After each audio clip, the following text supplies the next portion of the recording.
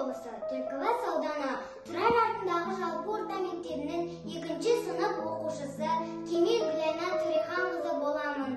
Қазақтың лирик ақыны Мұқағали Мақатаевтың «Өмір сүрейік алмасып жасқайын» өлеңі. Жапырақ жүрек жасқайын, жанымды айырбастайын, сен адам бола бастасаң, мен қайын бола бастайын. Келсесің бе жасқайын, көрінер мүмкін кімгерсі, өміріңді маған бір берші. Дүрбелен мына дүниені, қайын көзмен бір көрші. Қайын боп менде бағайын, орманнан орным табайын.